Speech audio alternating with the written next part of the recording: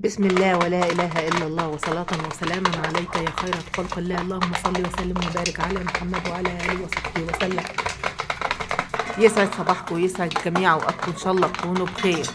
معلش بقى أسفين على الأصوات الخارجية دي صوت أطفال يعني إيه في الشارع. ازيكم عاملين ايه؟ يا رب تكونوا بخير. وحشتوني كتير من الفيديو الأخير. أنا بسجل لكم الفيديو ده بقى برضو من ضمن الفيديوهات اللي متسجلة عندي اهي، نفعتني الايام دي خير الحمد لله. ان انا برضو عند ماما وبفطر. الوصفة دي انا لو ما حطيتهاش للطيور الطيور ما تبيضش. الوصفة دي من ضمن الوصفات فعلا اللي بتيجي على البيض زي المطر. بسم الله ما شاء الله تبارك الله. حاجة كده بقى عال العال. دخلت النهارده لقيت فاش عند الطيور. الفاش ده يعني حشرة كده صغيرة جدا جدا، وبعدين يعني الحشرة دي لو اتثابت بتمص الدم.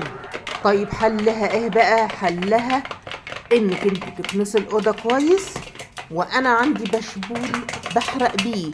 انت بقى تحرقي بأي حاجة وتحطي جير ابيض، جير مطفي مش جير حامي، احسن يبهدل الفراخ. ترشيه في الارضيه. انا دخلت بس ما كانش عندي جير بقى، انا لميت الكنسه كده في قلب الارض وحرقت بالبشبول.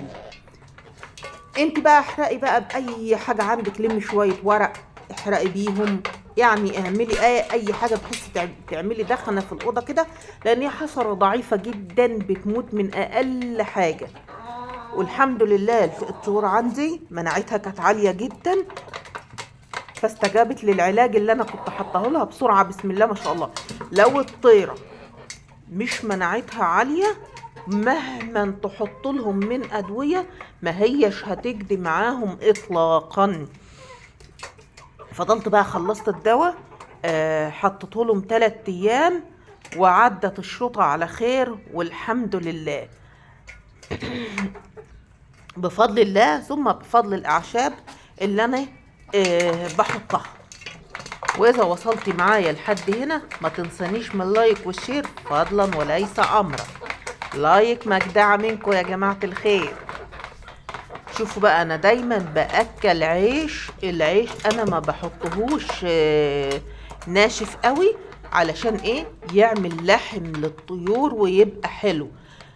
طيب الوصفة هي ايه بقى؟ الجزر لا غنى لي عنه، على الاقل 2 3 ورخيص خالص اهوت في السوق. وعندي برضو كان عندي شوية طماطم كده حطيتها لهم، بس ايه يعني طماطم يعني مش اللي هي الدرجة الاولى، يعني طماطم رخيصة خالص في السوق الايام دي، الكيلو ب5 جنيه. اشوفكم في فيديو جديد والسلام عليكم ورحمة الله وبركاته.